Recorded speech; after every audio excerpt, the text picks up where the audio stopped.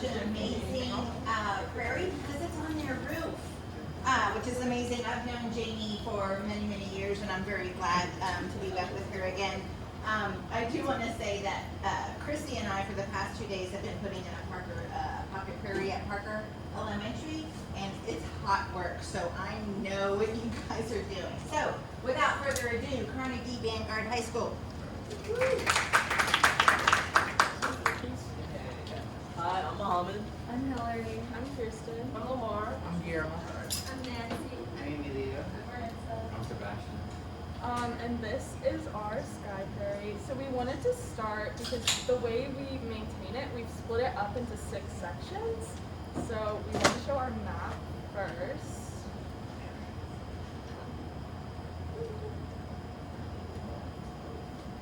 Did I get it?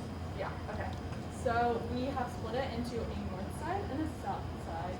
And it starts with, on the bottom of So that's our south side, that's our north side.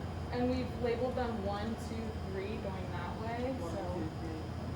Yeah. And then we also have pollinator beds on either corner closest to the actual school.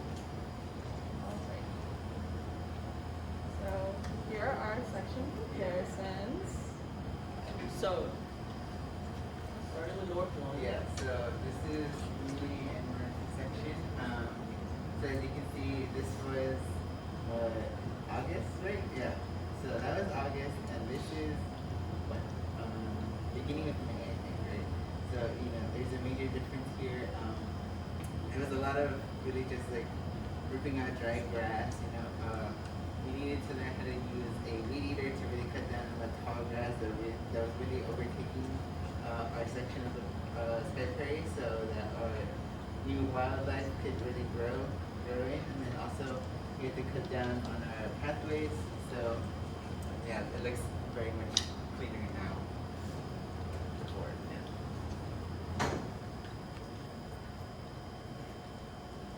Okay, so then you can't really see in the photo from like the left side where the pollinator beds were, but in the map, like Mohammed said earlier, that we are joined by pollinator beds.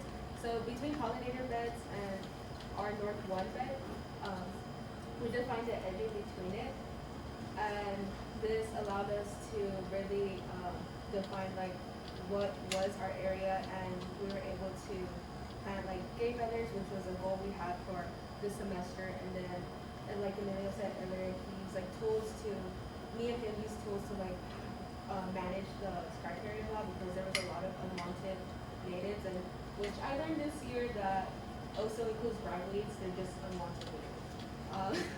And then we had to use the hose constantly, because later on we'll discuss about the irrigation system, but in the next plot they'll discuss like how, you'll see a photo of how they're using the hose, but we would constantly use the hose, especially during this heat, and we learned to find like a better timing of when to water our plot, because like the heat, and then during our class period, which is like in the afternoon, in the afternoon, It's yeah, the highest point of the sun, so yeah. direct So- sunlight on our plot. So if we watered it, then it would basically burn our plants, because it was just constant heat mixed with water, just like dry it out really quickly. Yeah, and then we had blue bonnets. Unfortunately, we don't have the photos right here, because how they look like currently is like very sad. But they are they're to bloom from March and to mid-May, and so we had beautiful blue bonnets, and it was something we were really proud of. And for the part that says in progress, we're gonna continuously like take out any plants that are unwanted by us, like ragweed we said earlier, and till like our last day of school.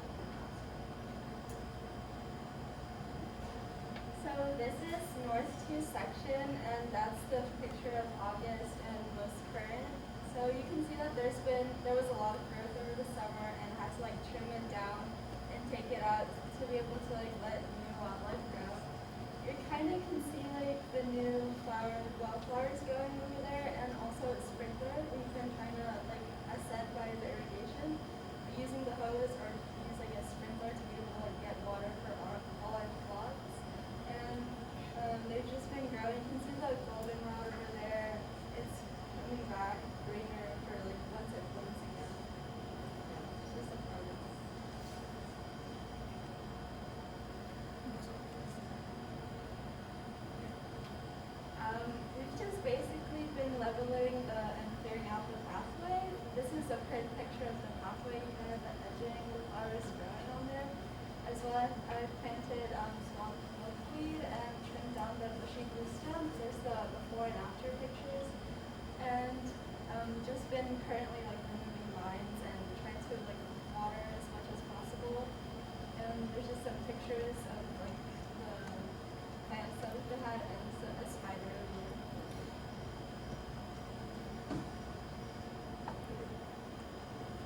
was in charge of the North 3 section of the Sky Prairie alongside my partner who unfortunately couldn't be here today.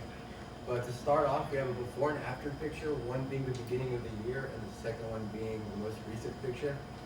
And what immediately stands out is the railing, the pathway, and the tall grasses that look like they have to be shaven down, which in this one, you can see that we not only cleared the railway, we not only cleared the pathway, but we also shaved some bluegrasses down. Two things that stand out to me that we did in this section is right here in this little area, you can't really tell, but we transplanted some bluebottoms there. And also we have this tall grass, or this bluegrass in that photo. It's like, you can't really tell, but it's somewhere in the middle. But right here, we actually transplanted it to another project that I wanted. But that, to me, that's not my favorite part of our section. This is. So in the beginning of the year, we were introduced to the task to leave our mark, and we couldn't think of anything better than incorporating our logo. So throughout the year, we cut out tarp. We cut out each individual letter in tarp. Then we put gravel lock, and we created this. And I'm really, really happy with how it came out. The plan was to fill it with some kind of plant, maybe flowers or succulents, but we're leaving that for next year's class because we don't have time anymore to do that. But that's okay. Okay, so this is my section. This is South 1. This is on the other side of the Sky Prairie. So coming into South 1, the biggest bits of just mess were that the black tarp that was all the way down the side of the entire south side, and then going along like that kind of path in between where the pollinator beds are, and then also the path in between plots, just covered in this big tarp, cinder blocks everywhere. Sometimes it was half a cinder block. Never really knew we were getting. There were like chunks of wood in there. So the biggest thing for us was just like getting rid of all of that, cleaning that up, and then the biggest project for all the south plots was you kind of can't see, but along here and there, we had to take that out, remove everything. I had to get in there with a weed eater and just like shave it down flat, basically. And then we put down weed fabric, so it was protected from the sheer amount of weeds that grew there, and then gravel rock. And initially, the plan was to pour lava rock on top, just to match what it has on the north side, so that way everything stays flat. Because right now it's like bumpy, like it looks like a topographic map or something. It's a little bumpy. But we were gonna put down lava rock, so everything would lay flat, and it would just be all a little bit nicer. However, we did run into complications actually getting the lava rock. So right now, as it stands, we just have the gravel rock and the tarp down, and that was a really big project because that was all of us just getting in there with a saw and just cutting pieces of gravel rock for like 2 weeks. Like I'm telling you guys, I never want to see gravel rock again. And then also just like cleaning up a bunch of weeds. And I talked with Ms. Ford about this, but my plot is basically kind of overtaken by lawn grass, and then with our issues watering, which we'll probably get into more later in the challenges section. We did have some difficulties growing things in that plot, but she said that the plan was to solarize it over the summer, so hopefully there's better luck next year with growing stuff. And on the goals, like I mentioned, basically was the pathway. I'm dreaming of lava rock, really hope we can get that in, but HISD and their vendors have proven some challenges for us. And then also, I didn't plant seeds, having trouble growing them just because of the long grass issue. And then I'm always watering and I'm always removing weeds. That's kind of a constant task. Every single day, just like, where did this come from? Let's get rid of it. So, South 2. So this is South 2. The bit on the left is like at the very beginning of the year, and then on the right is the most recent photo from the beginning of May. When we first came to this plot, it was like overtaken by weeds and a lot of like unwanted plants, like ragweed and stuff. And so for like the first semester, from basically the fall and the winter, we just pulled out all the plants that we didn't want there to prepare for the spring. And then over here is our spring photo, and you can't really see them. We have like more like zoomed in photos in the next slide, but we have like lots of plants. Like, yeah, so everything we did in the fall was to prepare for all the plants that we got in our plot in the spring. And yeah. So yeah, what she said, we've also been dealing with a lot of reoccurring vines. They just keep coming back, so we have to pull them out again every time. And it gets kind of frustrating, but once they get up and the wildflowers have been coming in, which unfortunately due to our problems with irrigation have sadly passed away. But we did have some really pretty wildflowers at one point. So again, we had the same project as South 1, because the whole South did this. We had the weed fabric placed down under the gravel walk. We've been removing all the unwanted plants and vines. We planted sunflowers and purple love grass, but unfortunately we have not seen those come up. But maybe next year they will get to see them come up. And then our plot did not have any roof on it, so when we were putting the gravel walk and the tarp down along, we were transplanting the bluebonnet from there into our plot. And then we just keep trying to water, but obviously irrigation's not doing too well right now. South 3. Okay, and last but not least is South 3, which is managed by me and Lamar right here. And as you can see, the one constant that was during August when we started was that everything was overgrown. We had a whole bunch of ragweeds, a whole bunch of vines that we needed to clear out. I think you can see it a little bit. The blue concrete pieces, that was put there from the year before to kind of make sure none of the weeds would grow out from a pathway. And it helped. It didn't end up clearing out the pathway, but we did need to remove it because we didn't want anybody tripping up, and it just looked dirty having on the hardwood and stuff like that. And as you can see, it looks much better right now, we feel. Of course, at the moment, I think this is a photo from late April, early May. At the moment right now, it's looking a bit more dry, so that's one of our challenges that we're working on, trying to see if we can water our plot a whole lot more, especially since it's the furthest from any irrigation source. So any irrigation we do, it has to be done pretty much by bucket, just coming in and manually watering.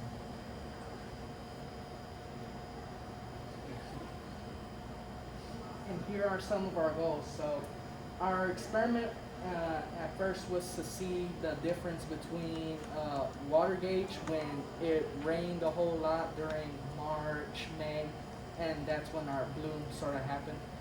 The experiment between bought rain gauge and homemade rain gauge made from a water bottle, stones, and tape.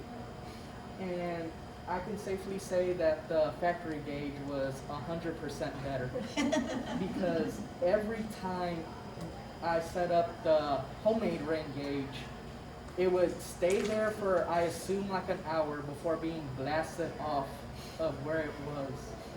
And I would find it laying sadly shoved like onto a rock, just sadly right there. So the experiment concluded, and we got done most of the pathway. As Mohammed pointed out, we set down the gravel lot recently, and we just wanted to make it look nicer.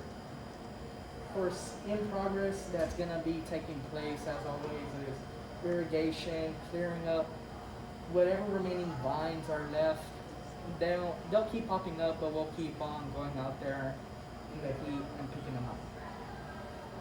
I think that's all for our part. Alright, so as everyone has been saying, one of our biggest challenges is irrigation, and that's because we don't have a fully functioning sprinkler system. So we have the sprinkler set up, but it's just not working out for us this year. So that's what next year's for. But we have watering cans that we do use. So what we'll try to do is we have a hose that's connected from downstairs that we bring up, and it is fortunately long enough to reach some of our plots, in South 3 is the furthest.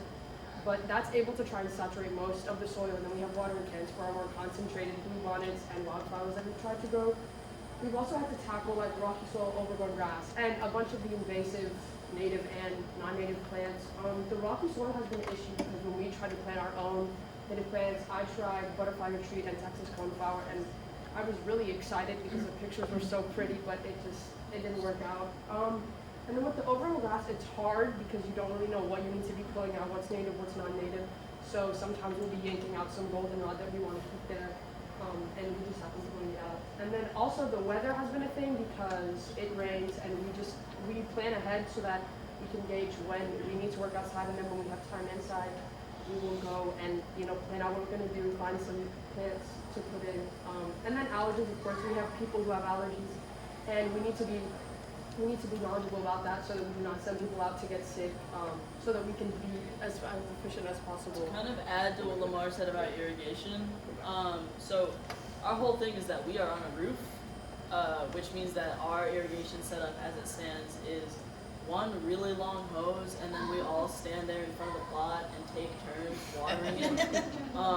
With the hose, I like cone setting personally. But you can imagine that gets a little time consuming, and then also because, as we mentioned previously, our class period is around like, I think, what, like 11:30, 12, so right when it starts to get really hot. So it means that we kind of have to get there early in the morning and come up with a watering schedule, and we don't have like that many, we don't have a working sprinkler that'll reach all the plots either. So there are some plots where it's just like we kind of have to tough it out with the hose because we're still waiting on irrigation. And then on top of everything, the hose broke recently. So it was really one thing after another with irrigation and just getting it up to a roof and making sure it works. So that irrigation has definitely been our biggest challenge, and all our irrigation problems happening like right now, right when it's starting to get really hot and you know, for once a little bit drier, is kind of the worst, but we've just been making a watering schedule and doing our best with what we have. And hopefully next year, once everything gets solarized over the summer, and hopefully irrigation gets worked out over the summer, next year we'll have a better go at it. And that's irrigation, it's a big thing. So one of the major things that we're trying to do, you know, if we have time this year, is just figuring out the irrigation. Like, we need to set up a plan because we do not have a lot of time left on campus, but we need to set up a plan and you know, get the materials listed that we need so that next year has more things to do with that, because irrigation really is a big issue. We've lost some bluebonnet, we've lost our native flowers, and it's, especially for South 3 and the plots that are just further, it's a lot harder to get the irrigation over there. But we do have some high points, some cute photos. When we had our blue bonnets, they looked really nice, so that was a really good high for the spring. We also had a lot of greenery and a lot of really pretty wildflowers. It was really nice while it lasted. It was very pretty. But what we do still have is we do still have wasps, we do still have bees, so we still have our pollinators, and we still have like grasshoppers, dragonflies. So we do still have a lot of biodiversity, but no flowers. But that's okay. So, thank you. Thank you. Questions? How deep is the soil on your roof? 6 inches. 6 inches. To a foot. Oh, yeah. It's 6 inches, and then at the outer edges, it's about a foot.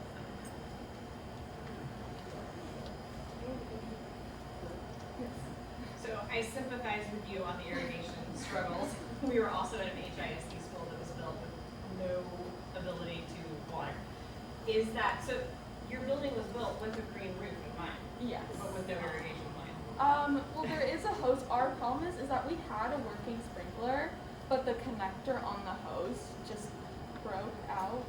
So, there is a sprinkler system upstairs. It is connected to the whole irrigation of the whole school.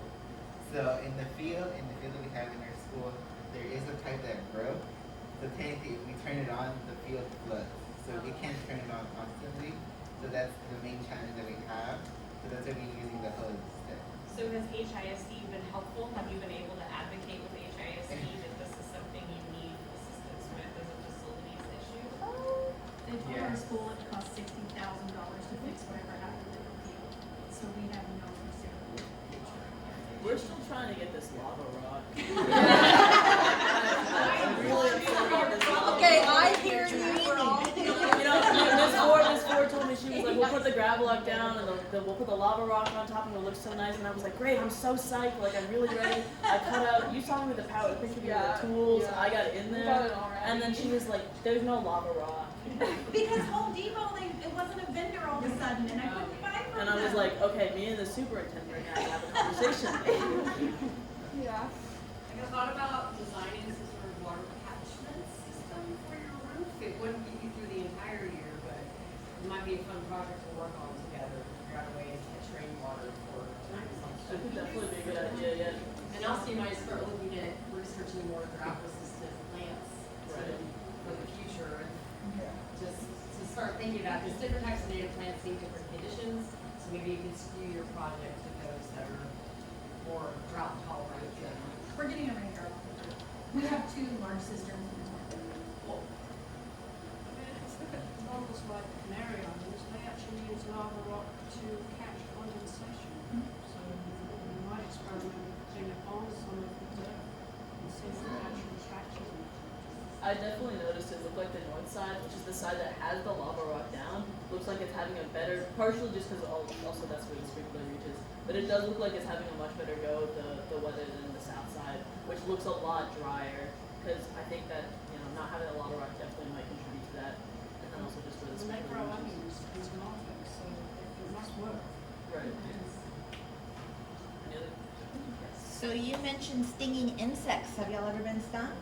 Has anyone ever No, been stung? we always talk to Miss Ford. Remove that from I got a couple bug bites on the ants, you mean, or we had a lot of anthills. Oh, yeah, ants are bad, but we always talk to Miss Ford, try to get those. That's what I'd like to know too. I would really like to know that. We had ants, trees, all sorts of stuff. It's a lot of like, guys, we have to wait to do anything because they're ants. We have to get the ant killer again. right, but the flying, nothing flying, Not yet. stinging. Not yet. Okay, I'm just curious because I want to tell the students, over at Parker, no one has ever been stung working on a pocket. They're just a little scary. That's all. Yeah. None of us have been hurt Not at true.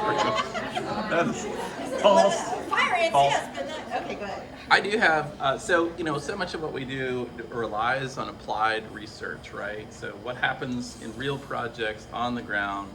So one thing that we're looking at with the City of Houston and Metro is making more naturalistic bus stops, particularly in areas that are super hot where there is no shading.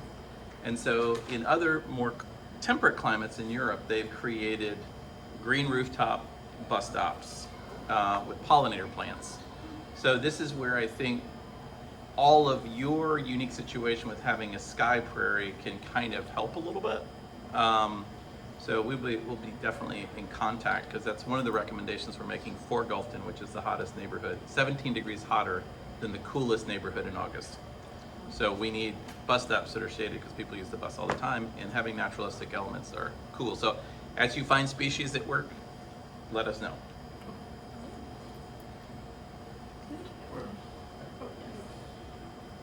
What interesting? Why? I mean, you're displaying a sense of ownership. Right? So, why are you interested? Why do you feel a sense of ownership? I think it's just we spend a lot of time out in our plots, and I think it comes from like when our plots do good, we're like proud of them. So I think it just comes from like that we work with them a lot, and we're always out there. Additionally, as like an hour school thing, everyone loves the green roof. It's literally, I always said like, oh, I'm gonna sit on the green roof during lunch, but I never actually ended up doing that. I sit there during class periods instead because it's so crowded because everyone wants to be out there during lunch. Yeah. It's so nice there. It's just like, I think we have a smaller campus, so it's definitely one of the highlights of our campus is just like, hey, we have a whole prairie on the roof. Like, yes, we're a small school, but there's just like a prairie that's just up there, and you can like go there. So, those benches are always full that we have set down, the chairs are always full, people are always eating their lunch there, and it's just like a nice place to be, and I think it's a big thing that makes Carnegie what it is. It's also an award-winning Sky Fair. Not a regular Sky Prairie. Sure is. Well, that is all. Any more questions? Yeah, I noticed in one of your early slides you had cited you were using Gardena software. Could you tell us a little bit about that? And I noticed you also wrote that like it's tricky. What is the purpose of the software, and what do you like about it? And what so is like tricky about it? So our group member that actually made the whole map at Gardena, Sean, she's not here today because she had to do a makeup AP test. But I did touch the software a little bit. Okay. So I think it's initially intended for like landscaping maps, And what she told me is that there was just like a lot of learning curve to it because it's a difficult interface and it's not something she was really familiar with. But she said she was able to kind of get everything down based on measurements we already had and drone pictures. So I think the biggest thing for her that she had challenges with and that I had challenges with when I opened it for a bit was just like interfacing and figuring out how to use a new software. But after that, it seemed pretty intuitive, and I talked to her in like the later stages of making the map, and it didn't seem like it was the trouble. I think it's just learning a new software that gets challenging. But it's free to use, and once you get the hang of it, it seems fairly straightforward. Is this your whole class?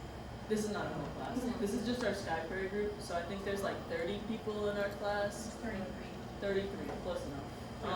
There's different sections of each thing. So we have a reptile section, and we have garden beds in our courtyard where they grow like they grow carrots and cilantro and actual things that they take home.